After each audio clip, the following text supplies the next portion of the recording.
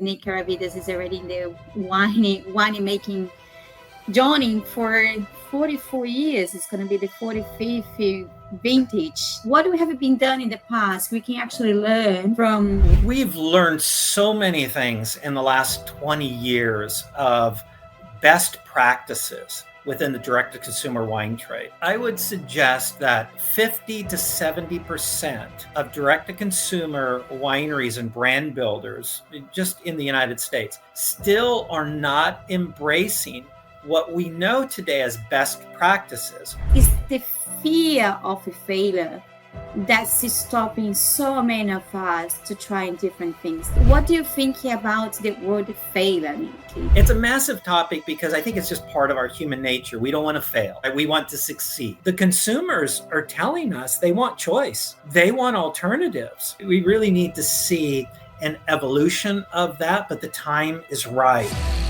Thank you so much, Nick Karavidas, to be part of the Vino Visionaries podcast. We are very honored about to have you here because for me, you're one of the most person who inspired me since the beginning, since the day I started to do that in LinkedIn.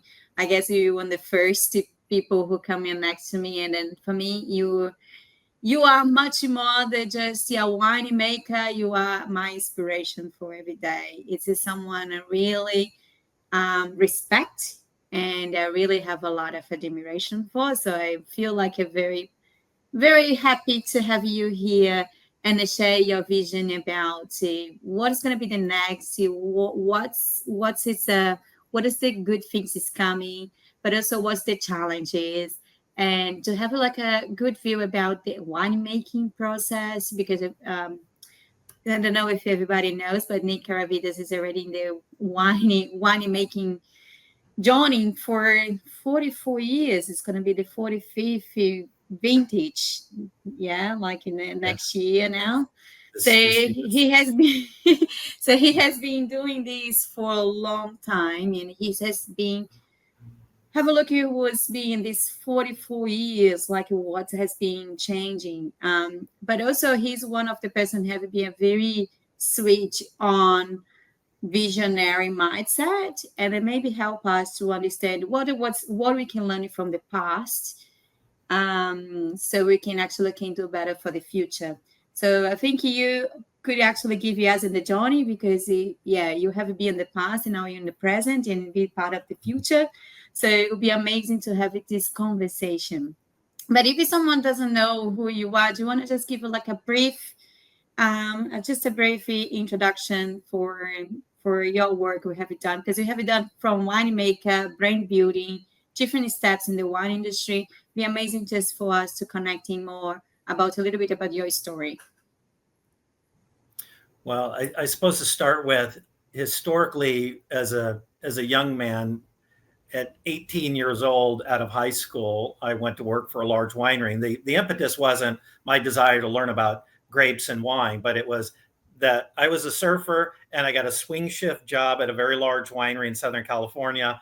And it was a union job, which paid really well. So I was able to surf in the morning and go to my job. And still, I got off early enough to go party at night because at 18 to 21, right in that range, you still got plenty of time after 11 o'clock when you got off work. So, but what happened to me there was the first time in my life that I had access to whatever information, material, and mentors to learn at a pace that was unlimited. And so I started out in a winery cellar as a cellarman and worked through the ranks of senior laboratory technicians, associate winemaking, vice president of winemaking, and then moving into vineyard development by the time I was 30 years old. And then I continued to build small businesses to support the vineyard developments that I was doing from, say, 1994 through 2000. And then right around 2000, I began to move in a different direction where I started getting on or participating in committees for anything from the Wine Institute to California Agriculture in the Classroom, which is an organization that teaches the importance of agriculture and the California economy.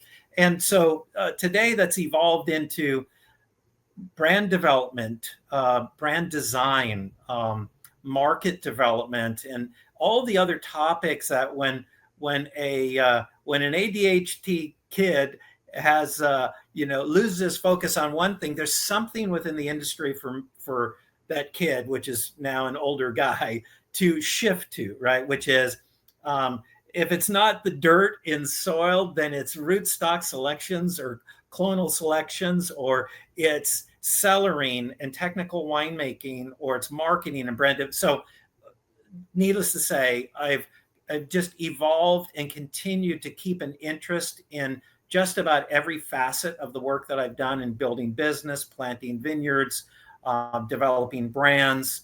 And today, it's my life every day is a culmination of all of those aspects. So I'm a generalist, you would say. So I was always a very good general manager in fact, I spent 11 years as the general manager of one of the top 30 wineries in California. And that really honed my mindset to stay diverse, not be locked into, who are you, Nick? If I said I'm a winemaker, and yes, I always considered myself a winemaker first, but there's just so much more. And I think for creative people that want to build or see an opportunity to help recreate something new within the industry that they work in, which is so much a part of both our daily lives right now, that there really is an opportunity to contribute to that. So thank you for having me today. Thank you for hanging out with me for the last year plus Yeah. as in the wine industry has really evolved into this force to be reckoned with. And I think so many of us recognize that we need to get out of old patterns. We need to embrace so many things that we still haven't embraced, that in technologies that are 30 and 40 years old that we're still not embracing. So that's who I am. That's my story. I'm sticking to it. My next question for you, Nick, is amazing. Thank you so much for sharing, like, how everything you have done in the past. But before, I'm very interested to learning from the past. Like, what's the challenges in the past we have in the wine industry? We could actually could over and keeping going and grow. And how do you see the same challenges happen now? And what is the opportunity we have now to be able to change the game? So I think for you, for me, it's gonna be very useful, and for people from my age or younger who listen to this podcast, to understand the challenge you had before. What do people in the old days actually did to change the game? And we have a problem now, and this is not just the one industry. A lot of industries and businesses suffering as well because the world is changing. We have these all new technologies, but we need to adapt it to the world we live in now. And then what we have been done in the past, we can actually learn from to do some of these lessons from the past. We can actually replicate the lessons today to adapt to this new world, to adapt it to a new mindset. So it'll be very interesting to learn in that lessons, like with your experience from 40, almost 45 years of winemaking. I think more than anything, that just a general topic matter of when let's talk about direct to consumer wine trade for a moment. We've learned so many things in the last 20 years of best practices within the direct to consumer wine trade. And in that 20 years, what we've learned, I would suggest that 50 to 70% of direct to consumer wineries and brand builders just in the United States still are not embracing what we know today as best practices or habits that we create within not just simply a recipe of what to do and we check our little boxes, right? going down the road, but in how we receive a customer, how we measure, and how we measure consumers, how we respond with the capabilities of data that our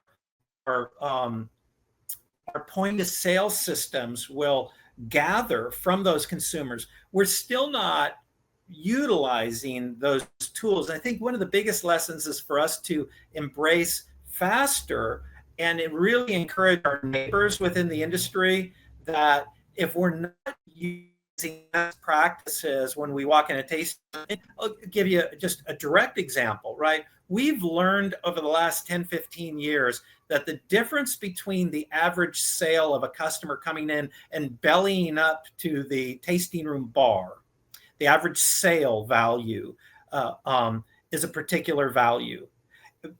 And we've learned that the average sale value of a sit down, maybe open a tab, sitting down in a more casual environment, relaxing with your friends, that the difference between the sale of those two interactions in a direct-to-consumer tasting room world is something like 200 to 300% the average sale value. So say, I'll just pick a number in the state of California. If the average sale number is $80 per sale from a tasting room sale across the lowest and the highest within our trade, the average that average goes from $80 in just going to a tasting room bar counter and getting a taste of a wine and then purchasing, to something like 275 to plus dollars for the sale of sitting down and opening up a tab. So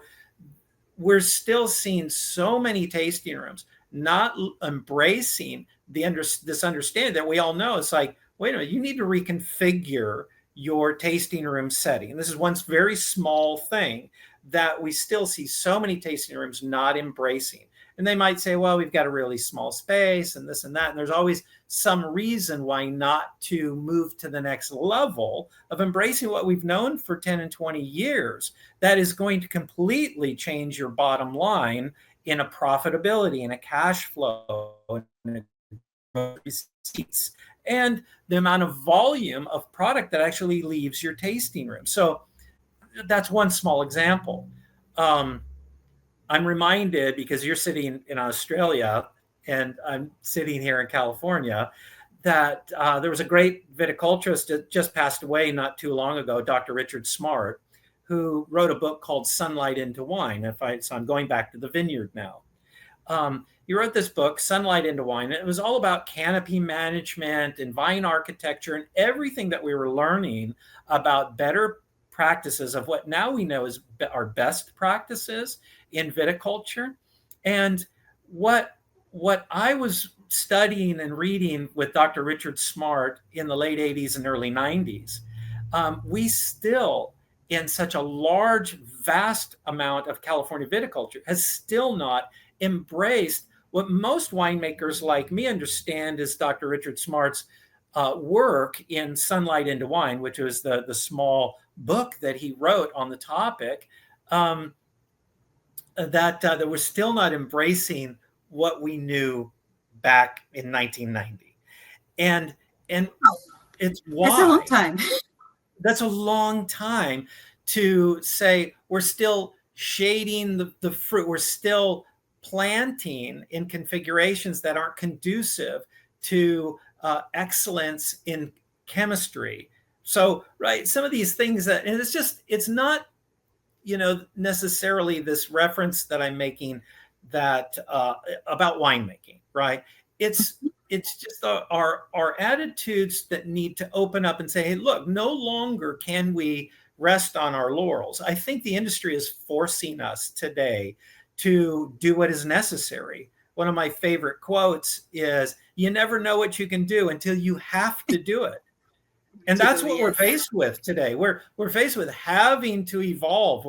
We have to change.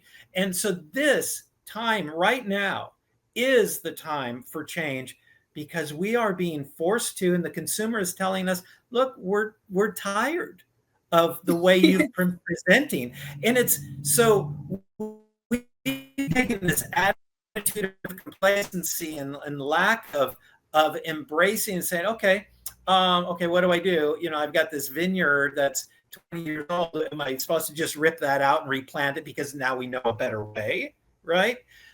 Well, no, not necessarily, but we can change the way we work within that scenario to make it better. So I'm just saying, what can we do is the answer to your question. I think it's encouraging each other that we can no longer rest on our laurels and sit and not embrace technologies and understandings of management within the wine industry that we know are better practices than what we're doing, and they're not something new that we're having to learn all over again. We know what's right, and we're still not doing it. And then I guess it's interesting because I'm 13 years, 3 years in the wine industry. You're talking about over 20 years of the things is already you got like you have research in the different ways to do things, and we have it being not adopted for over 20 years. It's a very concerning like the mindset in general for not really trying to do new things. But I wanted to talking about that, to not try new things. I think one of the things we have been told as a people, as a general, not just in the wine industry, is failure is a bad thing. If you like, and then I guess it's the fear of a failure that's stopping so many of us to trying different things. Because a lot of experimentation, we need to be say the truth. A lot of experimentation, it's not necessary it's going to be successful, but without experimentation, how we can bring in new things. And then we need to just do. What do you think about the word failure, Nikki? How do you take the experimentation? Because you have been doing a lot of experimentation. You have the flex tanks. You have been making wines in different ways, in so many ways, in these 44 years. So I'm sure you have a lot of successful things, and I'm sure they have something it was not, because all of us have stories like that, but we just don't talk Mm-hmm. about Well, this. no, And a no, lot of people have fear about it. How we can this go is over those this is a fears? massive it's a massive topic because it's a massive topic because I think it's just part of our human nature. We don't want to fail, right? We want to succeed. And if Yes. you ask me how many times I've failed in the last 10 to 12 years, I'm going to say I'm in my fifth reset, complete reset. Yes, I'm still doing many of the same things I did when I left my last job in the wine industry. And so this 5 times of complete reset, yes, you might look at it as, yeah, I failed in this particular launch. I wasn't anticipating, say, when I was shipping, 8 40-foot containers a year of California wine when I first started my portfolio in 2015 to China. And then, of course, we had a trade, dispute with China, and that shut down pretty much everyone that was selling, especially lower priced California wine products from California into China.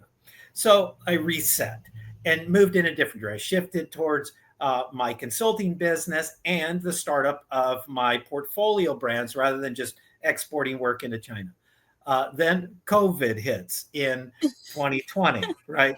And completely changed the mechanism. Anyway, so if I think it's an attitude of, and one of my favorite quotes. I told you I have a lot of quotes, right? That just swirl in my head over and over again because they resonate daily with me, and they resonate daily with my friends and everyone in the trade.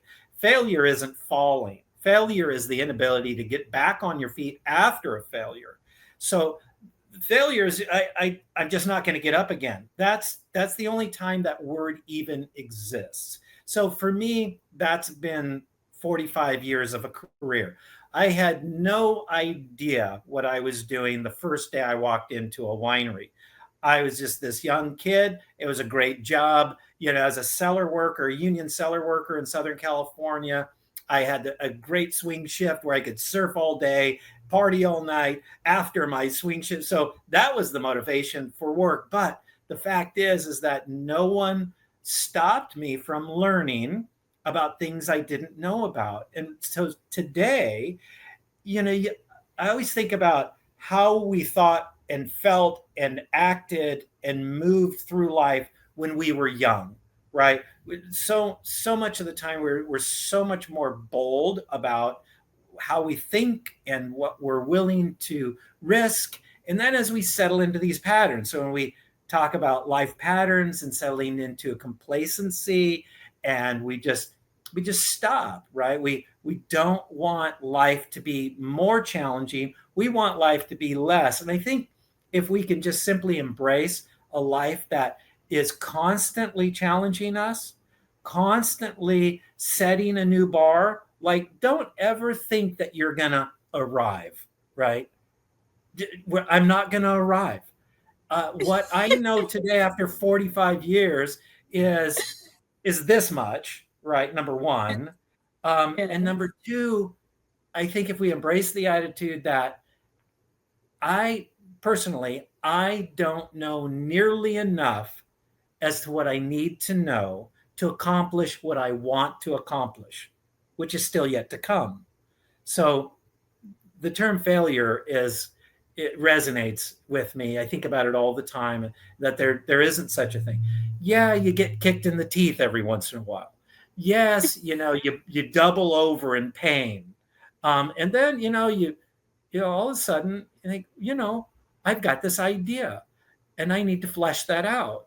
And then you wake up refreshed. Maybe you take a couple of days off and go to the beach, whatever you do to refresh, right? And then come back at it again. So I think, where we're at in the wine industry is we need to come back at it, hit it again, come back at these hard and difficult conversations that we're having. And, for people like you, people like Paul Mabray, people like, Joe Fattorini and Robert Joseph and all these characters that we have around us, right? Is that every time they get a naysayer in front of them, their uniqueness and tenacity allows them to stay on course. They might get kicked and doubled over in pain and shut down, and they've got to regroup, but they come back at it. And of course, we want to encourage Stronger, more stronger. leadership. Yeah, we want to encourage more leadership like this going forward. But it really does take, all of us from the fresh newcomer coming into the industry with fresh and bright ideas, to the old timer that has been through decades of cycles, right? And failures and economies and COVIDs and all the things we go through to remind us about, hey, you know what? And this too shall pass, right? We will go through this. But I think the topic overall for us right now is we need to move through this time period that we're in into a brighter tomorrow. And why I say that is that, I'm sitting in a state that has already ripped out over 100,000 acres of wine grapes in 18 Anyway, months. And it's not slowing down right now, right? And now, personally, I the believe that we are. overcorrecting now, yeah, like Yes, with I, the I believe reality. that we're overcorrecting. And part of that overcorrecting is that it's not even measured or in balance.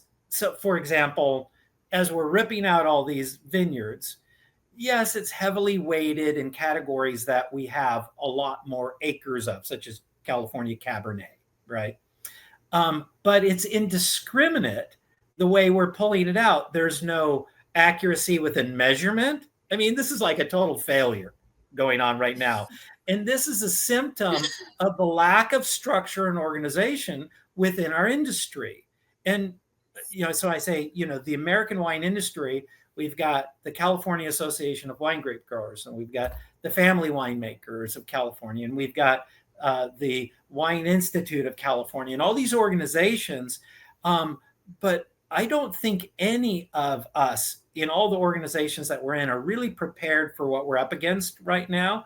And you've seen me write about Global Wine Vision 2035, and that is, yeah, maybe brash or cocky to think that we can just come up with this global wine future plan and us all work happily together around the world.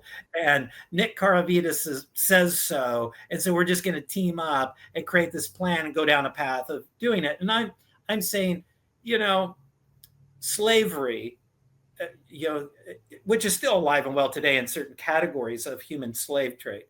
But the original slave trade, it took several people and committing their lifetimes to change, and something that many people thought could have never stopped the original, right, mainly African, slave trade, right? And I think, some of those characters, it really is healthy for us to look back to and say, hey, it took these guys 50 years from the moment they started engaging to the time where they actually saw the slave trade end in the United Kingdom, right? So first it was made illegal to trade, and then slavery became illegal. But it took human beings saying, well, I'm tired as hell, and I'm just not going to put up with this anymore, right? So I think that's where we're at. There's a requirement on us right now to make changes.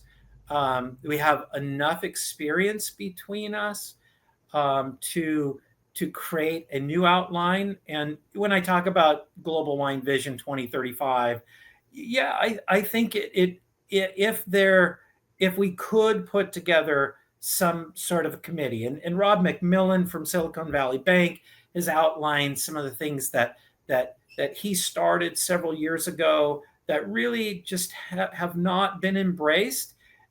Maybe they're too narrow, not enough people really are involved. And then how do you get a lot of people involved with bigger movements, right, to actually make true change within an industry?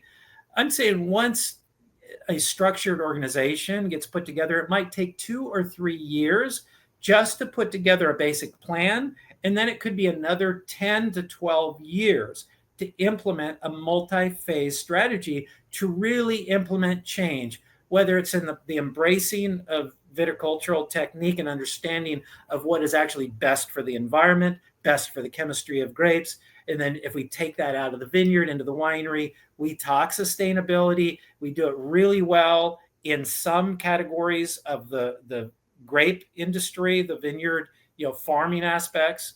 We're really good or moving towards a much better scenario now, being forced from the top down through the retailers of lighter weight glass and some alternatives in packaging, right? Single serve and keg wine on tap and all these other options that we have today. But in the middle, and this is part of my business today, in the middle is the winery.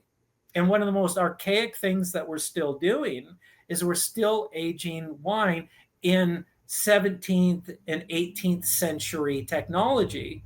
And we're not moving into the 21st and soon 22nd century, right? So it'd be nice to catch up a little bit. So, that being said, right? We've got so many things and now I think what's going to happen, because technology like this, every day we're hearing just open conversations, transparency. I really don't care what people think in one sense of my opinion, although I do want to garner enough credibility and honor that people might listen to what I truly believe will be helpful. And I'm one opinion, right? And multiple opinions have to come together to make a difference. But anyway, I think you inspire a lot of the people to just keeping going instead to waiting, because one of the things here I wanted to touch the failure thinking is because I think a lot of the people waiting for a miracle, a government, or something like happened to them, like or if you export to China open the doors again, and it's all going on. Like many people is in the waiting mode, and I think it being waiting when everything is changing so quickly, we can see everywhere like things like ChatGPT changes so much already. A lot of the people's way to do things. We actually, and then ChatGPT was one day, the next day was DeepSeek. Like we started to get all this new technology coming everywhere. It's like, and then this is been 12 months, and we are actually talking now about robots. If you're talking like, who is going to talk about robots 5 years ago? Like, no one is Mm-hmm. talking about robots 5 years ago, you know. We see this year, at least for me, it was maybe it's my word, like maybe it's my word, maybe I live in a reality different of most people, but I see a lot of the things happening, changing so much in such a 6 7 months of this year. Can we get to worry about it? Like if you don't really open the mind to try different things, to experiment in different things, to get some, if Mm-hmm. failure, I think it's part of the process. Than just waiting to take the first step when you feel safe, because some you maybe can be behind by then. And I feel like we're waiting too much. Sometimes we needed to take some steps, and the more when we're living under such a fast place world. And this means not only technology, but industries as well. We needed to look at what's going on, what's going to be the next. Always looking for the first in the corner, in the corner, in the corner is going to happen, and try to anticipate in things than just to try to move you when it's safe. And that's, I want to touch that the failure thing, because I wanted to people be comfortable. Sometimes things not going well when you just try again, and instead to be waiting for some miracle Mm-hmm. or the government giving results to you, because sometimes the government is don't necessarily it's gonna solve your problem. I think everything people's when they're talking about the wine industry, it seems like everyone is waiting for the government, Mm-hmm. is an awaiting mode. And that's just something like, well, I don't know how much the government, I can't guarantee the government's going to do something for us. Who's going to guarantee that? How we can guarantee? And until when are we going to wait for the government to do something for us? All right. Number one, I mean, yeah, I'm going to bring in an analogy. We all understand taxes, right? And and tax law changes every single year. We don't wait for it to change again to conduct our business, to learn everything that we can about the current rules and then work within those rules, right? And we look to take advantage and leverage the tax rules to gain a greater financial benefit each year that we conduct business personally and commercially, right? Well, the wine industry used the reference to the fear of failure, and we talk about, when we use the term fail forward, fail again, right? It's when we're doing that, you used another reference to experimentation, right? That we're not afraid to experiment, that we want to encourage each other to experiment more. And going down that same thought process is experimentation with these technologies, bringing in, like, if you're not fully embracing the use of technologies like AI, or whether it's the simplicity of the least of Chat GPT, or Grok, or whatever all our different options are. The fact is that if we're not utilizing these helps, that you're probably not going to keep up with the amount of work and understanding that you can bring in by utilizing some of these tools.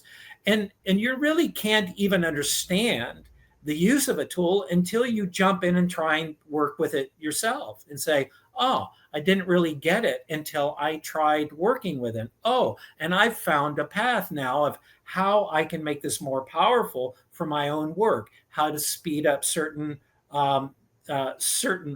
areas of my day-to-day tasks, because I have these new technology helpers to help me, not to replace my mind, not to change the way I think, but to aid in the speed in which I can turn around research, the way I can turn around writing and organization and structure, but it still be me, right? That's writing and controlling, and not just right, because the use of some of these technologies is kind of like plagiarism, right? You just plug something in, it spits out something, and then you just plug that in as though like you're a hero, right? I'm a genius now because I asked a question and it gave me an answer. But I'll tell you what, if you're not reading in between, if you're not taking a very experienced mindset in the category of your expertise and comparing it against, this helper, you're going to fail in using the technology. So, but you have to try it. You have to work with it. And each year we're seeing these new technologies come forward. You talk about robotics. Absolutely, I want to be in the middle of robotics in the manufacturing of wine. Of course, we already see multiple levels of robotics in the highest level of production in the largest winemaking facilities around the world.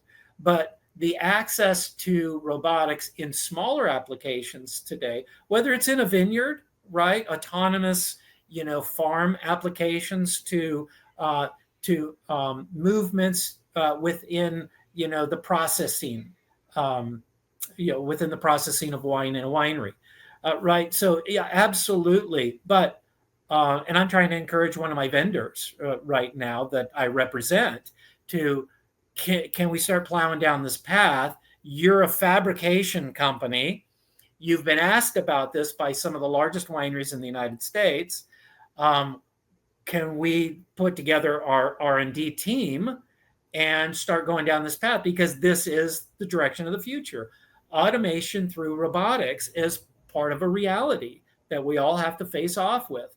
So dig in your heels, and you might as well just stop and quit and retire or do whatever you can do if you're able to do that. But whether or not, I think one of the biggest responsibilities we have, especially people like me that have been in the industry for a long time. And Theodore Roosevelt had a great speech that he wrote many, many years ago, and it was called "The Man in the Arena." And I think you're familiar with part of this, right? At least, right? It really is. I've been in the arena a long time. If I cannot find a way to give back what I've learned and experienced and still push on the envelope of what's next, what are we doing tomorrow? Where's this all going? What's the next layer of technology and practice and best practice? What's going to go away? What's going to be embraced in 5 years? And we don't know that. We don't have the perfect crystal ball, but we always must be looking toward that and be ready for whatever it is. If you got 20 or 30% of this right, you'd be like, think about it. If you're batting 300 in, American, pro baseball, right? And they have pro baseball the same in Australia, right? Yeah. That you're going to the Hall of Fame if you're batting 300. That's 3 out of 10 hits up to bat, right? And I think if we embrace that kind of thinking, like going back again to failure, experimentation, I'm going to try again, right? And I got 3 hits out of 10 because I kept trying. I kept trying to improve. I kept looking toward the future. And I'm going to, 7 out of 10, I'm going to strike out, or I'm going to ground out, or I'm going to foul out, right? And those are our failures. You don't call it a failure in baseball, right? No. When you foul Just out. experimentation. Right. So I think, anyways, I think incredibly important for people like me, and anyone with any kind of time background to serve in a capacity as much as possible to give back, and remind the next generation that when you fail, come on, let's try it again. I'll come alongside of you. Let's work together on this. Don't let it get you down. This is one of 100 failures that you're going to have in the course of your career. Just let it happen, embrace it, and let's move on. The other thing I really like it for your speech is your talk. It was about you said, I know that little. And it's so inspired to hear someone with 45 years of experience to say that, because you have so much room to learn. It's a very good, like that's at least what I see. It's like the mindset of be open to learning if different things, to not tell yourself you know everything. It's a way to for us to keep evolving, adapting, because when you put in your mind you know everything, you not have room to learn different things to adapt it. If you say, well, I know what I know, but I still can learn more, and that is how we be able to adapt to just new, not just technology, but in economics as well. Because one of the things I have been watching and learn is this whole technology will change the way we think, will change the way we behave, the way we buy things, the way all the economics will change.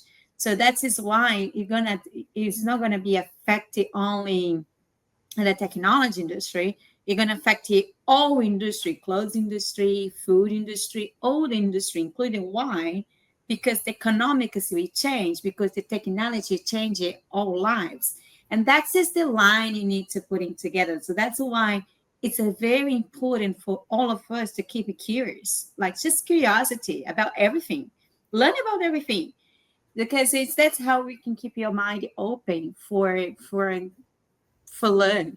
I think that is a very inspire way to say, I know just that, because that is how we have so much room to learning everything else and they come your way. But my question for you is just a comment. I really like that comment. I think you did so well. Um, what is the youth like in the like most of the problems is really psychology. I think we have this psychology of to lose. So we are so scared to lose as well. So we talk about failure, but we have this to lose or to be criticized. I think the fear of being criticized by the industry is another fear stopping us. Because it's like all of us has wanted to jump in to push the wine industry for the future, has been somehow criticizing for someone, and then for some people this is it can be a very bad or strong for them. They can't really handle the criticize. And that's talking about this for these brave people who is to jump into the non-alcoholic, all these different wine pouch, all these different innovations. We've been trying to bring in different options for different people to find different markets, gaps in the industry, has been one a big fight. It's like so many people on the traditional side, they really wanted to give in even another name is not wine. There have been many talks to say, oh, it should not call wine, it should call something else. I'm not telling who is right or wrong. I'm not here to tell you right or wrong. We just wanted to expose the idea for us discussion. I feel like there is a problem and no one has been speaking about. If you change the name and then people started to, this is kind of innovation has been having different people engaging with those innovations. Mm-hmm. They later on they will come into wine if the name is different. I don't know if anything like if you call, I don't know, Vino for this one and this is wine, how they can kind of making connection afterwards, like hard seltzer, beer. So they don't make connection. If this is wine, it is vino, how Mhm. can make connection later on? So what are your thoughts about this big conversation has been in different boardrooms I have been of these non-alcoholic wine pouches, all these innovations has been the wine industry. He has been criticized by the traditional way we think about wine. What is your thoughts about this talk, like this discussion? What do you want to talking about it? What's your feeling about it? What's your vision about the criticism? Regarding the criticism, I think for me, the objective has been to whatever argument, because I'm a proponent of various layers of different products of alcoholic and lower alcoholic and non-alcoholic products that derive out of wine grapes. And one of the reasons why I'm a proponent of that is because I'm a proponent for the farmer who grows a grape.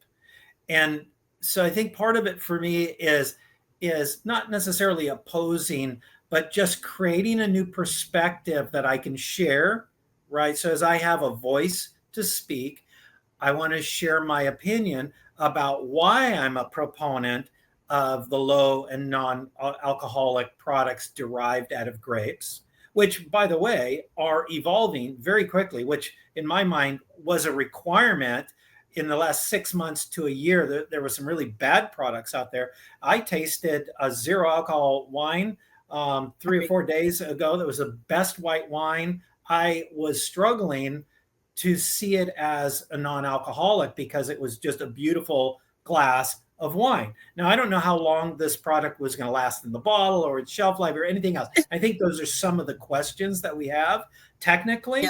But that aside, right? So, I mean, so think of this, the criticism that it's not wine. I want to go back to the fact that it begins as a vine, right? So it's a vine that grows grapes that is grown for the production of wine.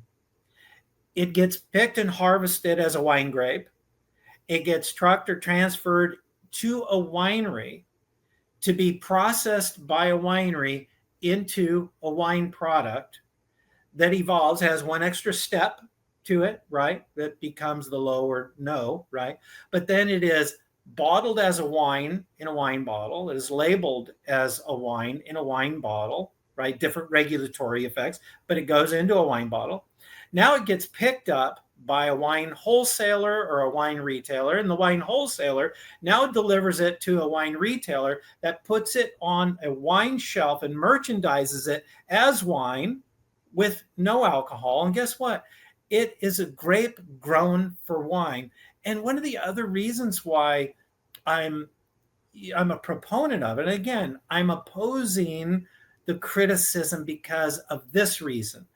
I'm out to dinner and we have very high requirements of or low tolerance, right, for alcohol in our system when we're out and about driving. Well, I want to have a glass of wine with my dinner, and I'm out and I'm driving, or maybe I have a designated driver, maybe I don't, but I have a glass of wine and we're there with several friends, and I want a second and a third glass of wine, and maybe even a fourth. Well, guess what? If I have the one that's alcoholic and I have alternatives to continue to enjoy an evening, to converse and fellowship with my friends and just relax and not worry about the fact that I've just had 4 glasses of wine. Now I got to grab a taxi and figure out how to come back and get my car, or God forbid, be irresponsible and get in that car. And right. And so that option is just such a smart option to me to allow us the freedom to live more fulfilled lives.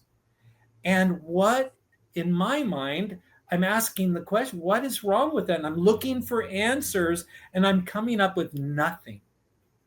Yeah, I think it's a me too. beautiful thing. It's great for our industry. It's great for the economy of wine to grow that grape and continue to build.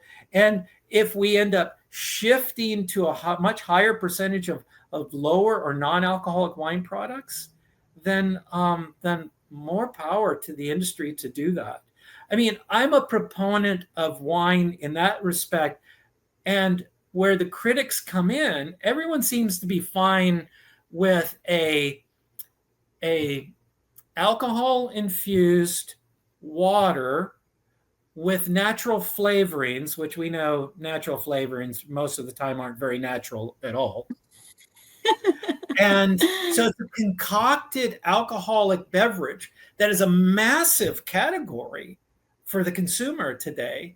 And we've chosen that over this beautiful product grown by the hands of a farm family or a farmer that is connecting with the soil and in the earth. And I think there's something so ethereal about a human being in the dirt growing a plant for some sort of beverage or food, right? I mean, that's just who we are. We're an agrarian species. We grow things to feed us. And, I just don't see the concocted alcohol infused spritzer with unnatural flavorings in it as that thing. I mean, but there lies a dilemma for the modern wine industry that we're losing out to that product. And we have to ask ourselves why. And this goes back to your reference to what is it that I know that isn't working when I apply it anymore? I've got to I've got to move to a new thing that actually works, right? Right? It goes back. Failure isn't falling; it's the inability to get back on your feet after a failure. But the fact is, right? There's that Einstein quote. That's not really a true Einstein quote, but it's repeated over and over and over again, and we all know it very well. What's the definition of insanity? Right, doing the same thing, over and over again, and it doesn't work, right? So, but the fact is, we continue to do that. And I think the attitude that we hold on to in criticizing this category of no and low alcohol is really trying to hold on to a conception about wine that really doesn't exist, right? And I think the more we can express reasonable challenges to those attitudes and those philosophies that hold back the industry from evolving forward, I think it's our responsibility to look for ways to share reasonable responses and solutions and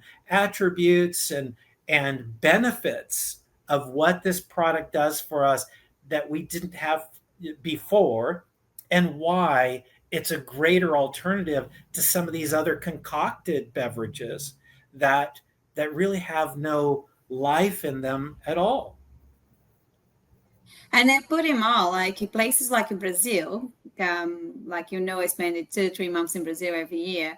We can't drink alcohol and drive. Mm-hmm. It's zero. In Zero Australia, we still tolerance. can have Yeah. 1 or 2 glasses and you still can drive. In Brazil, it's zero. So you're going out, and if you're going to drive, you need to drink zero, because if you stop in and they have policies everywhere, like people checking, because that's money for the government. So, and they charge you like a ridiculous fine for you to pay. So, and then make sure you actually get in touch if you drink it, because that's money Mm-hmm. from the government. So they structure in Brazil, it's very well for stop us to going out and drink it alcohol, because that's the way they can make more money for the government. So, but also to avoid um, accidents, because in the Mm-hmm. past we had the very big problems in Brazil with the car accidents by people has been drunk and drive. Yeah. So it's being a way to stopping people as well, to not having these accidents as well, because this is a good cause. And as well, we need to tell as well the good things, the good attitude by the government to stop us to drive and alcohol, to drink too much alcohol and drive, and it cause accidents and taking other people's life. Yeah, so this is a big topic because there is for many reasons as well. People don't want to drink, no, prefer not to drink alcohol, and it can be for someone who have some cut off of disease or problems with health, and then can't really drink it, but he still wanted to be part of. I started drinking no alcoholic is when I started to get pregnant as well, because I still wanted to be part of the environment. Water doesn't feel the same, at least for me. When I was pregnant, with everyone to drink alcohol, and I with me a glass of water was did not feel like I was part of the social experience, because I think that's one of the reasons a lot of us drinking alcohol is the social experience. And then Mhm. and then sometimes for any reasons you can't get in that, but we can have so many options now with alcoholic. That's part of the good options for people for any reasons, and that's how we can increasing the sales of wine, by diversifying the different types of wine instead to keeping producing, at least here in Australia, Shiraz. When I work in the Mhm. Marion, we have these 1,800 bottles of Shiraz. Like it was a big corridor with so many, pretty much the same grape variety. And then that's a lot of the options for kind of the same product. This is was one store only. So Mhm. imagine if you put all Australia wines together, how many bottles of Shiraz you could have it. So Yeah. it's this is I think we needed to think in more individuality, like how we can express yourself in the way you really believe yourselves is not being influenced by what you have been told. I think individuality, like what's my idea, this is mine, and decided to just because I feel like it, and give me your thoughts on that.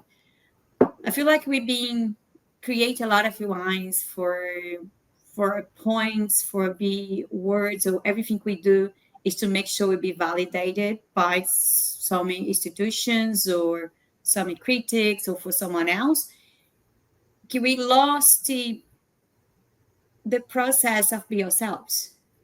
Mhm. Makes sense? Like the process to do what we believe is good, because we just track it to the thinking what I have been told is good. Makes sense? We've been like the old days, Robert Parker said this wine is good, and sadly a lot of California started to make wines for Robert Parker like it, and they put it points.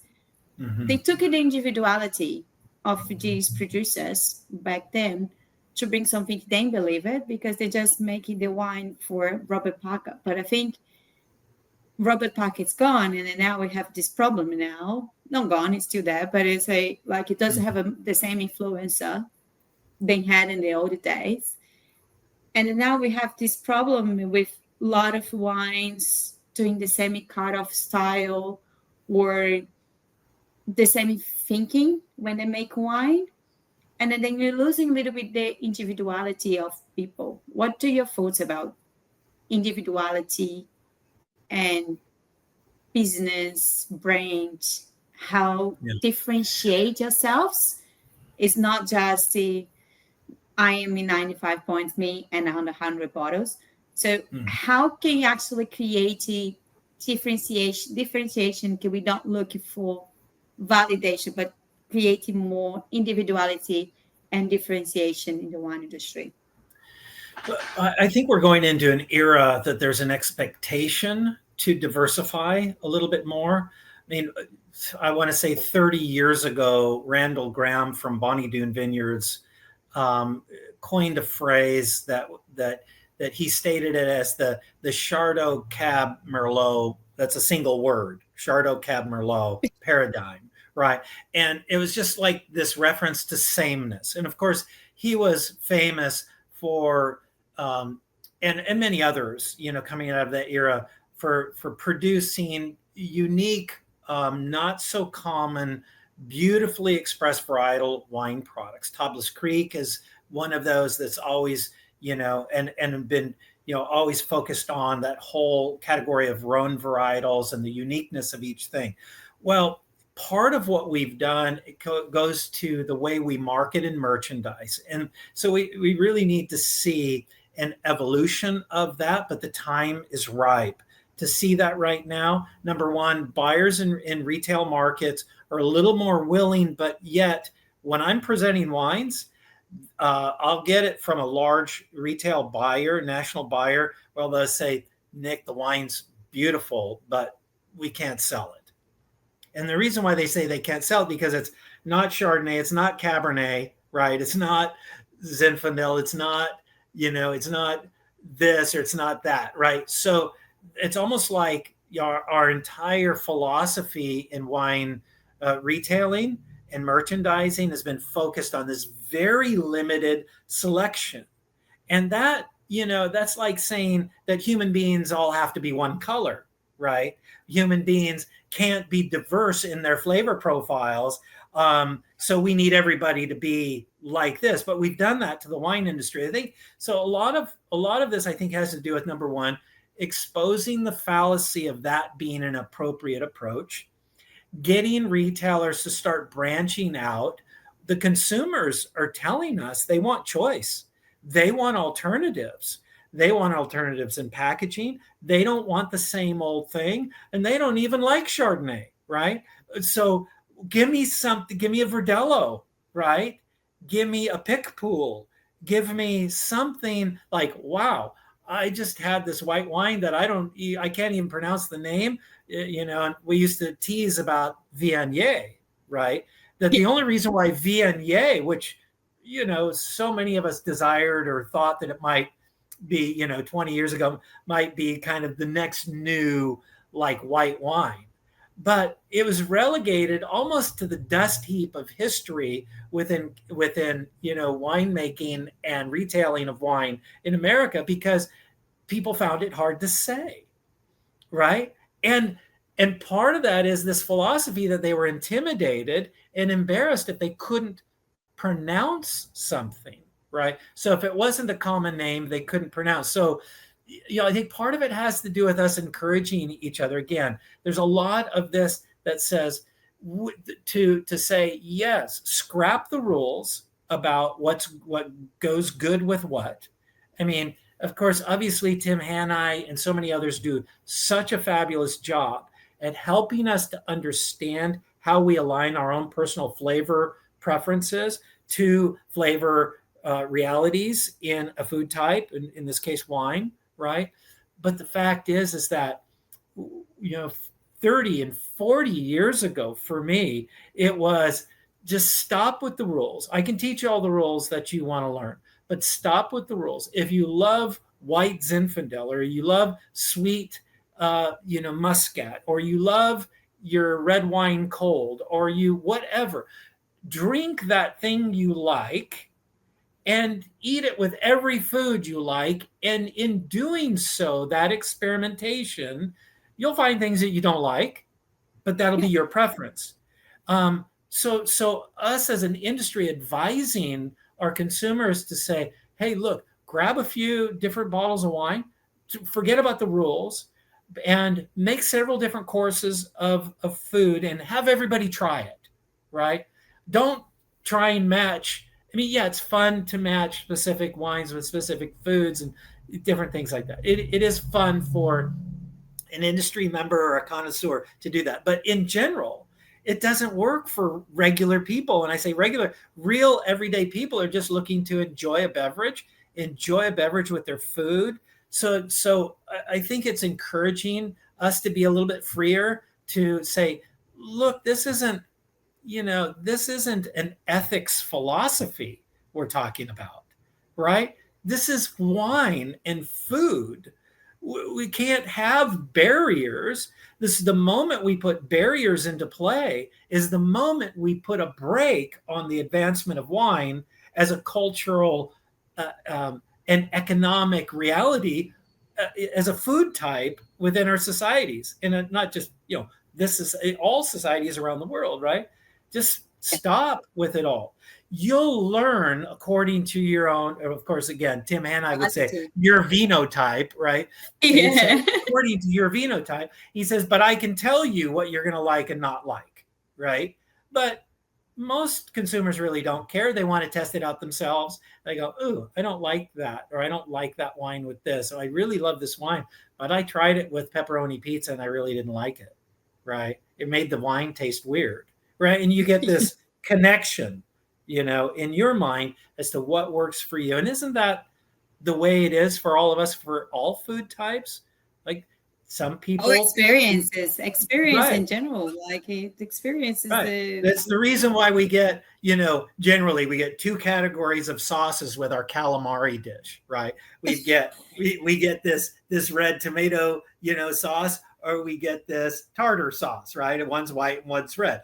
And people like split 50-50 as to what they like, right? There's no rule, right? I like this, you like that. And you got to try them to understand that. So I think, again, just going back to, how do we, help people open up and not be so afraid to just, whether it's speaking or trying something that they're not embarrassed to try because they don't know all the rules about it, right? They don't they don't want to misinterpret a word, or they're intimidated because they don't really know the wine lingo or whatever. Like, who cares about that in the end? I mean, my winemaking friends and buyers and restaurateurs and sommeliers and an international wine judging, another topic, right, for rethinking wine. the topic Um, now. Another topic for rethinking, right? So, but we can talk about the technicalities of all the things we talk about in that scenario, but don't take it to the consumer, right? Because it's like, it's like, I'll try another alcohol infused, unnaturally flavored spritzer, thank you, rather than, right, getting weighed down with these barriers. I think it's you just touching something. It should be let you go, but it's just these two more questions and let you go. I promise. I could speak another hour with you, but that's just me give it like another question.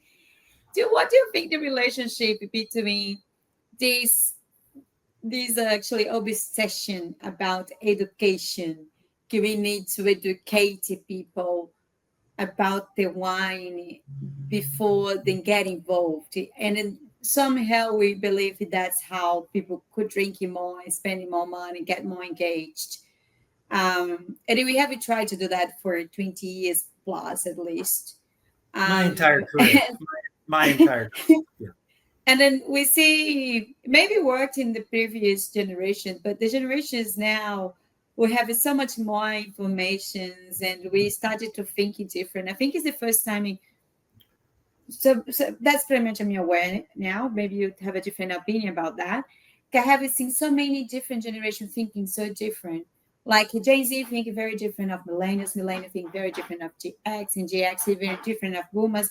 We all have a pretty much a very different way, values, and things like that. It's been much more challenging for business to understand what to do because it's a very different values, a different thinking process of after internet come along Mm-hmm. and the social media come along and they make the information decentralized. We can't really influence people as we did before. And that's probably one of the reasons the way we think about education consumers is not working as the same it worked in the previous generations.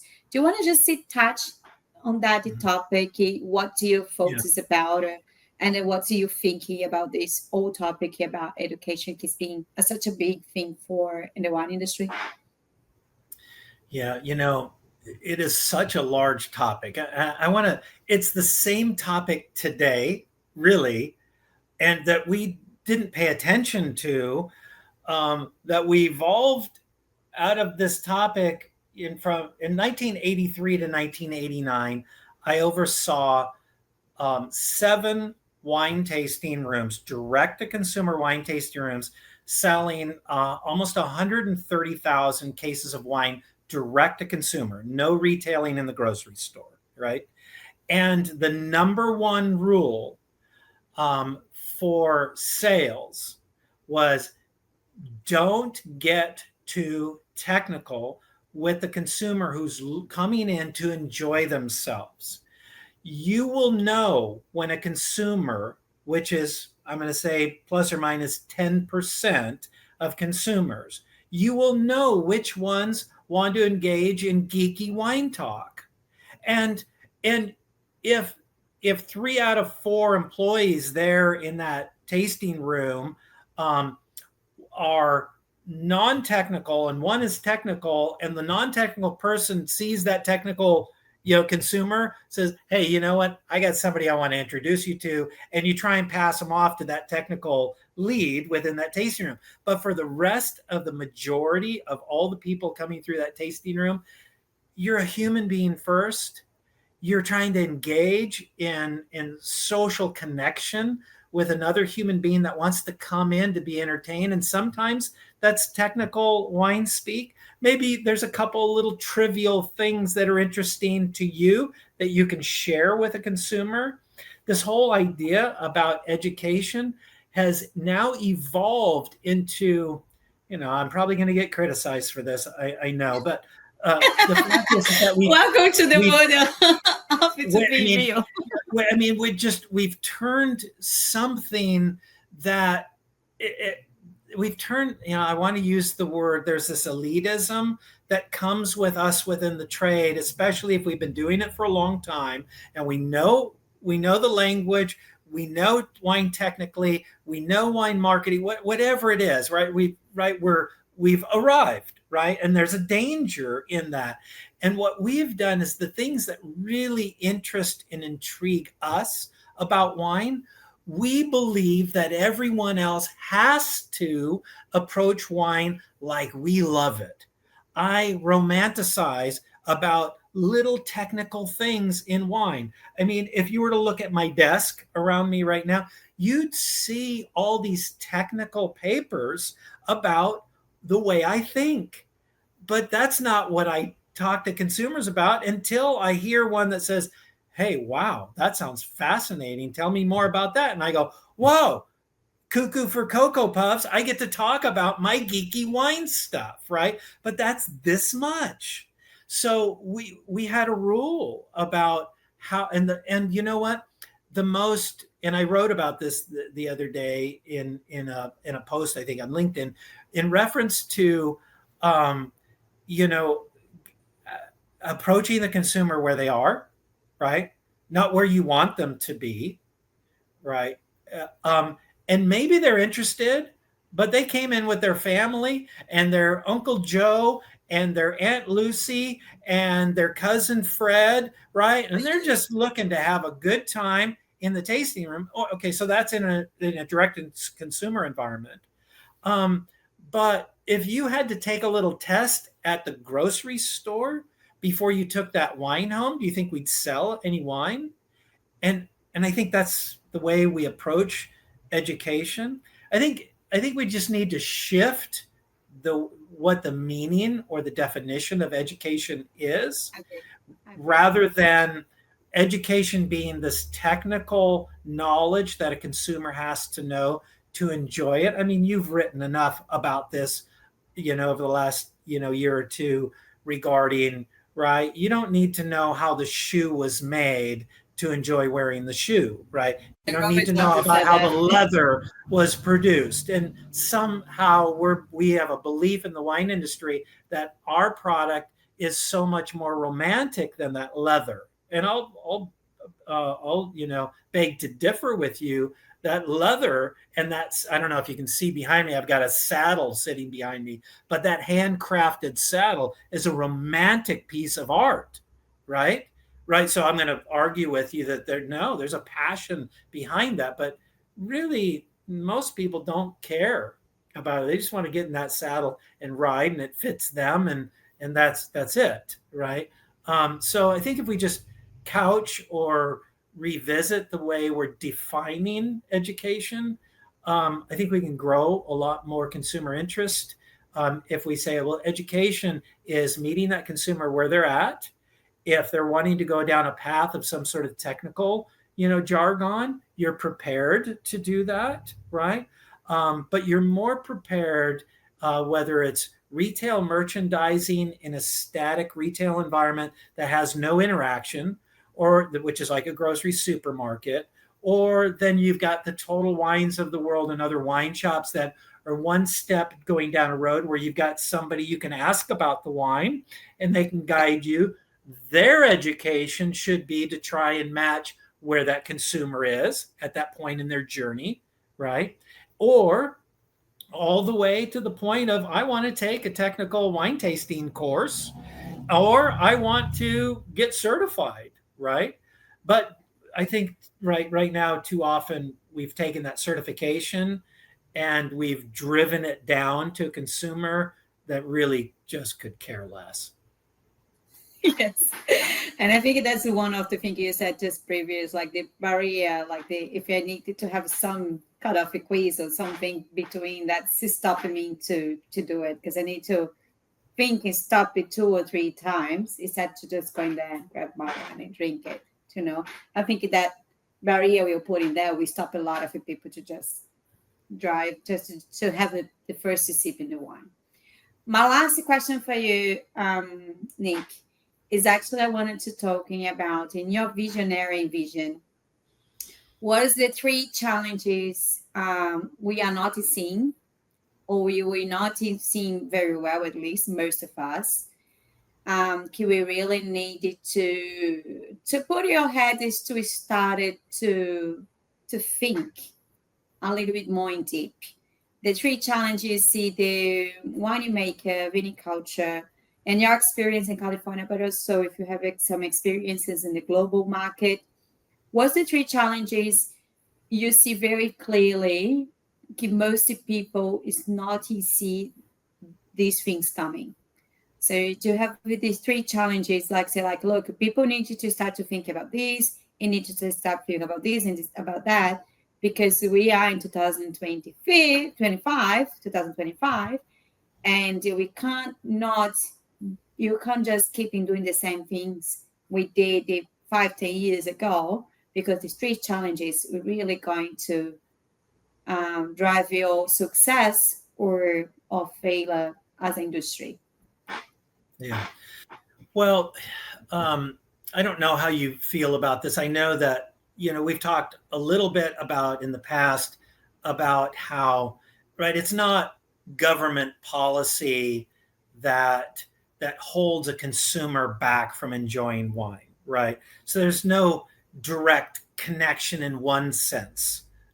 It's saying that, but I do want to talk about how we either we open up the channels of free access to consumer goods to a consumer to allow them to embrace things that they've been told through regulatory legal constraints that something is bad for them or something is taboo, and they want to do what's right for themselves, right? And they don't want to do anything that's unhealthy for themselves. So I think, so there's, if you were to ask me for like a 3-pronged approach, I think this is part of Global Wine Vision 2035, and that is breaking down some of those barriers in regulatory constraints, and some of those barriers do have to do with reciprocal trade policies internationally, opening up the borders from state to state in the United States, because it really is, we have 50 countries in the United States where under the legal, reference to trade laws from state to state. Some have said that it's easier to transport a weapon than it is to transport wine from state to state in the United States. And how true or accurate that is, I think it's a matter of, what state, et cetera, et cetera. So even though we're, in the US, and Tom Wark has done a lot of great work on helping to raise awareness, to try and break the barriers, but it's one of those, philosophies and habits and legal systems and all over the world, right? We have legal constraints from one country to the other.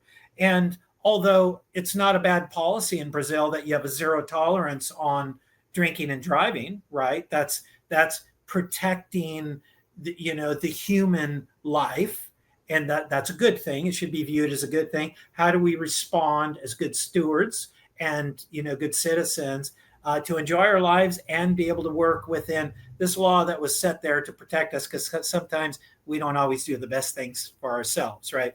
So I see that as one of the pronged approaches to the next 10, 15 years of evolution of change. And to even think that we can break down those barriers without a strategic plan in that one of three different categories, that we'd say that we've got this layer that it's going to take 12 to 15 years to break it down, but it has to be a strategic plan in that one silo or category of work to allow consumers to openly and freely check wine out. Ryan, I say, using the word, I hesitated in using the word experimentation. I'm not sure why, but experimenting with wine and not feeling like it was something taboo, right? It's this beautiful, natural product that we need to open the barriers of allowing a consumer to try and then let them decide whether or not that concocted, alcohol-infused, unnatural flavored spritzer was something that they would rather embrace off to the side for whatever reason. So that being said, there's one category. Also, to a second category of work, I believe, in going toward the future, whether nationally or internationally, we have done very little. And Paul Mabry is so proficient at sharing perspectives of how the mechanisms of marketing wine work in the new digital age, right? And that is the way we view marketing is 90% of the industry is still viewing marketing as advertising, right? It is not embracing technologies of understanding the consumer character traits, and whether we're talking about direct, ground-based, right? This is a ground-based instrument that has a tag that tags directly to me, and digital systems can see exactly where I'm at and what I'm doing, and we can either embrace these tools through apps and whatever, but also whether it's consumer psychographics and modeling of those consumers in concentrated areas within of tendencies and proclivities to consume wine across every market around the world. We have these technologies to understand who's doing what, where, not in an oppressive, like state big brother sort of reference, but in a way that we as marketers can say, well, you know what, if I were a fisherman, a commercial fisherman, I use sonar to find the school, and I understand through technology what the general reference to that school looks like under that sonar, but I don't go commercial fishing without my sonar. These tools, these digital marketing tools in the second category that we have access to that we're not embracing is an entire world of understanding how to better target your consumer, how to better design a label. I mean, I've got something right here. I've got you're going to laugh. I've got a 1988 white Zinfandel from Windsor Vineyards, right? 1988 wow. White Zinfandel, right? So how was this label designed? This label was designed just by a design, and it wasn't designed in a way that said we're going after a particular psychographic.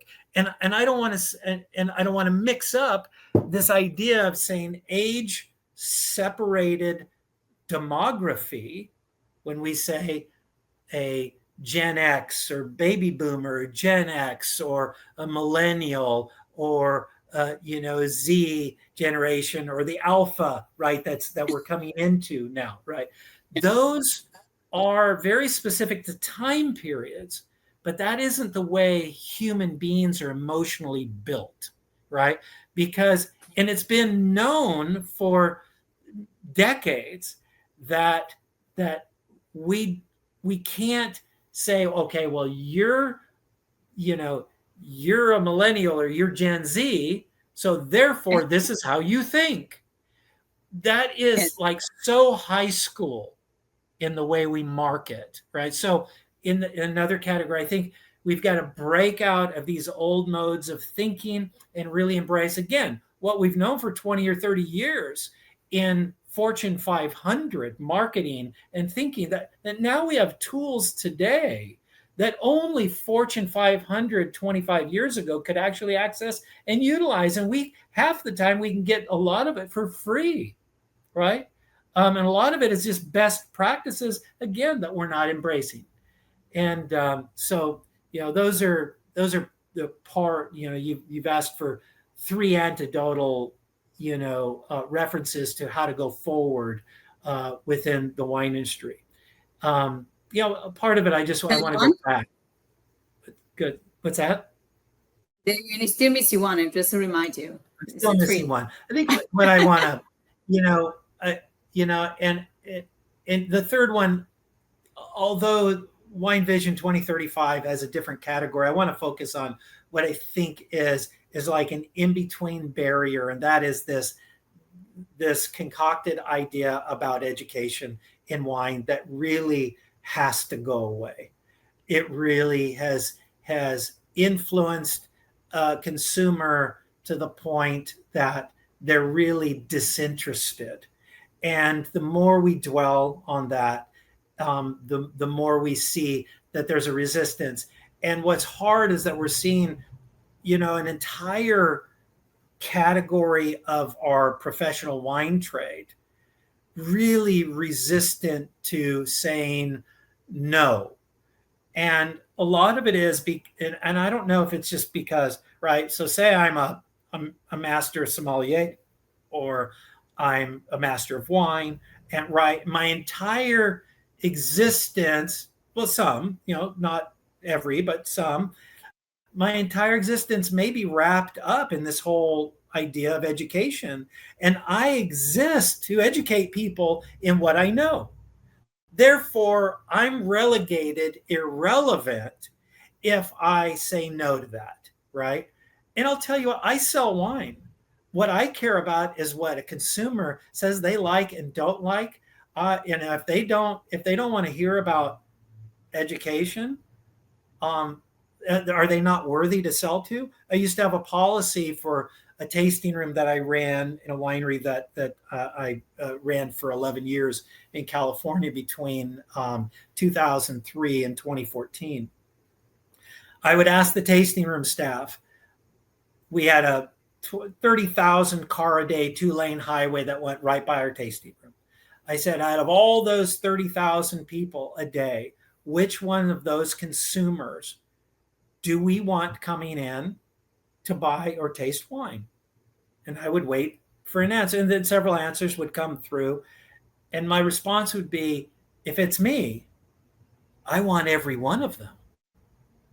I don't care what they know, what they don't know, what they like, what they don't like. I want every single one of them to come in here, because then Inclusivity.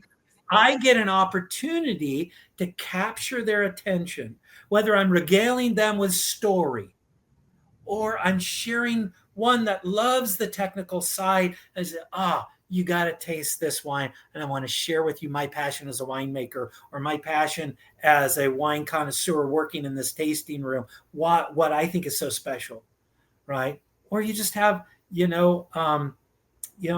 a woman coming in that just had a Love baby. conversation. Yes, just a Yeah, love conversation. right, Joys right. and I connection. want I want all of them. So I think, breaking down this barrier of education is a critical component to moving forward. Um, and so that's my third. Um, And then I that's my never third see, piece. I ever see a lot of you wine educator like you, where you do wine educator, wine educator, wine educator, but I never see as many spirits educator, beer educator, whiskey educator. I never seen that many educators in any category that is not one. At least me, like in my experience, I never met someone's like, oh, I work in the bee industry. What do you do? A bee educator. But I think like a lot of my friends and the more have done the this wine education stuff, they all became you wine educator. I think there is somehow a culture of wine education it forces us as a job description afterwards after you finish is study to I'm wine sales and for more than sell wines they call wine educated not sales so I think that's probably something we need to change we need to get we need to get a upgrade those people a promotional from wine educated to sales wine sales that is going to be make our industry way more up in front than selling more wines because Yeah. selling wines means that business is going to go well people's going to have a job and it's so going Right. on like if they have a sales everybody's happy because business owners happy people's going to have a jobs and instead and then more those things I think we need to upgrade those people that give a promotional for all the wine educators to build wine sales because I think that's probably going to help us to moving Well, forward as well. We well, need to take get more take people for engaged in and then be with passion about sell wines as the same year we are about educate. take for example a sommelier in a restaurant that is doing a wine server training. One of my favorite things about wine server training was helping a server find one exciting thing or interesting thing that intrigued them or got them excited about wine, whatever that was, looking in each one of their eyes. If there was a half a dozen wine servers for wine server training, my approach was I want to find something that you can connect with, that you will share. It wasn't about the technical thing that it might have been that they learned, that they got excited about, that they connected to, right? But it was about something that they got excited about that they could then share to another human being to get them excited about, right? Because passion sells, right? Right? Yes. We get other people to buy in because we're bought in and they see, wow, you're so excited about this. I want to learn more about this, right? It's just one thing. But what does a sommelier do many times in a wine server training? They teach how to hold the glass, not to warm the bowl, or to, it's like very, and I'm not saying that all sommeliers are like this, but a lot of my experience has been this very sterile approach to technical data, technical expertise in a rule that's like, I don't even know if I can do that right, or yeah, I want to be able to use my waiter's key, fast and efficient, and I don't want to look, so I want to practice on that a little bit. And I used to encourage people, hey, if you're feeling embarrassed or sloppy about you might not want to sell wine because you're not very good at opening a bottle of wine in front of people, especially as a younger server, right? So I would want to encourage that server to just practice, just do it over and over and over again until you really feel confident. But the reason why you're doing that is not because you want to look good in front of your customers, is because it's going to build your ticket and you're going to get bigger tips if you do Yeah. this, right? There was a Yeah. practical reason. And of course, every server wants to understand how to build their ticket to a larger volume in dollars, right? Well, in America anyway, for the tipping, The the tip tipping industry side that too. Right. I but mean, I think if it goes from $120 bill to $240 bill, there's always an encouragement. I mean, if you're in a ski shop, for crying out loud, a salesperson in a ski shop, why is it illegal for a ski shop salesperson and alpine skiers, right, for snow skiing? Why is it illegal for a salesperson in a ski shop only to sell a set of skis? Because that person coming in is going to need skis, bindings. Maybe they need boots too, and they need a pair of socks. They need goggles. They need a parka to go with that. Thank Maybe they everything. need a season pass to the local ski mountain. Your job, right, is not to force a sale on something that somebody doesn't want, but to open up the doors and the opportunity to enjoy themselves about what they're there to do, right? To build on the experience. And wine is experiential. It is a beautiful, romantic, experiential product, unlike anything that I'm aware of. Yeah. And I say more. I think we needed to get this. Instead to this reward to educate someone, you should get this reward after I serve someone. I did some good thing for someone else. I make the time you feel good. Because I think you feel the reward you feel about yourself as a good people, instead you just say like educate someone, being reward yourselves about I make this person happier than when they arrived, or I change like I could make it their life, like I could improve their life for the moment they have been sharing with us here on this restaurant. I think if we change that, the personal reward as well, because if you just think like I am here in this world, I'm serving some was to serve others, to get this grateful about to serve other people.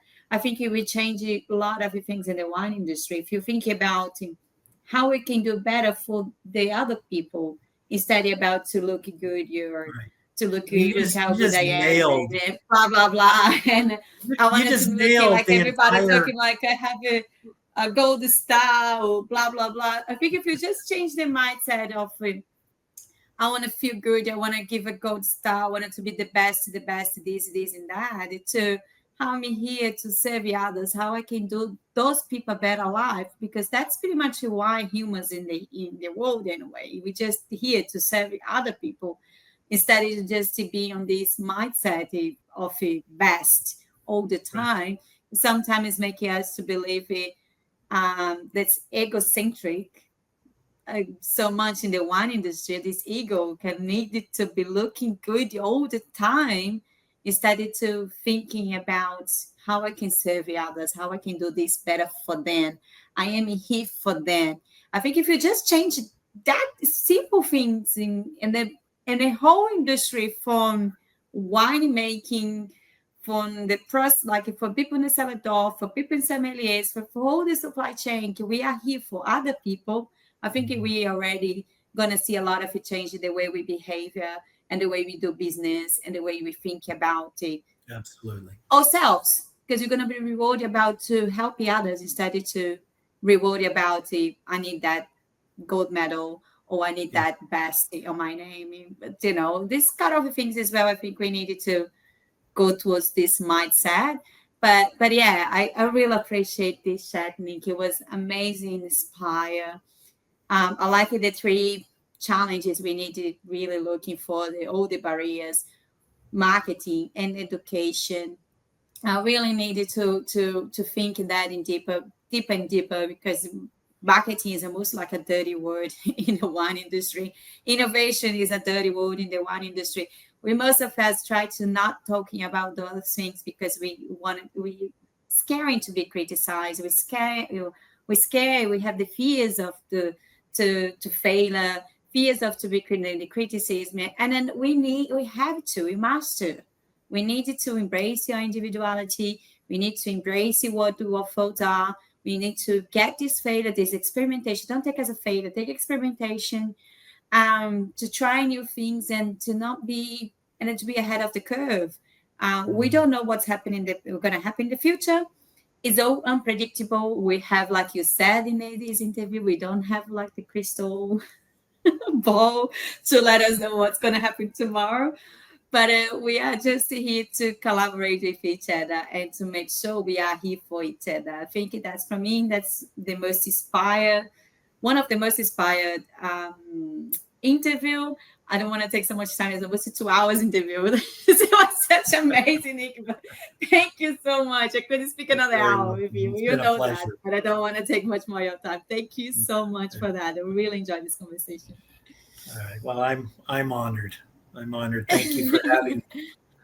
Yeah. I guess to close. Can you imagine if five people walked in a room and each one of them individually had only a single desire, and that was to make sure the other four people had a great experience when they got together? Changing everything in the world. And then in many aspects, it's not only the wine industry, but in many aspects, if you just make sure we look after each other, I think that's the way. And that's lots to say. Like a lot of the things you said make me reflect on that. Like we really need to reward yourselves by do things for others instead of just reward yourselves by this mindset of I'm in the certificate. I am this. I'm that. I'm that. I'm that. I'm that. And I'm the best. Yeah, I have this certificate. I have this and this and this and this. But in the end of the day, if you're not doing anything to serve others, to know what's your reason, what's your purpose to be Mm-hmm. in life. I think we need to find this purpose, individuality, why we are here. Like why we're in a business. Sommeliers, um, all the wine people in the wine industry, we need to start to see the purpose in life. I think that's where we're going towards in this way. I think Mm-hmm. we're probably going to be able to change pretty much everything we do in the wine industry. I think we have been very hallucinated or making us about the best, about the gold medals, about to get all these words about best communicator, best blah blah blah, best social media, best. It's okay to push us forward, but also we just can't forget we are here to serve the consumers. We are here to serving people. We just need to have these principles. I don't say this is bad, but you just if you don't lose it, that principle from the beginning of everything you do. And the best come gonna come, and some stage, sure, that's fine. You accept it, you celebrate it, but just remember the purpose you are here. I think that's pretty much why I wanted to finalize this because I think you are very good with everything you said today, and then yeah, I was very proud of you, Nick. I'm very proud of of everything you do in the industry. Very proud for what you say and your mindset to adapt to change and accept it, things is new, and be engaging with people from the whole range of wine world, from the Yolanda from 20s, me from 30s, from Tom from older than us. Yep. Like it's amazing. You just mix it up with all of us and they give you advices and be support each other in different ideas. And I think I always say, we are just a very large puzzle where every single of us is like a piece of this large puzzle. We Yep. need to go together to complement each other to be able to moving forward as an industry. Because I do believe we are industry. For more, a lot of people say we are not. I do Yeah, believe we are, I wanted to we are industry. just real quick on that note. I've heard that right enough from certain people that we're close to, and so I have recouched the way I present that term. Yes, for whatever odd reason that doesn't resonate with some people. It resonates with me. I believe, so I just want to, call it the global wine economy because all of us, Go on.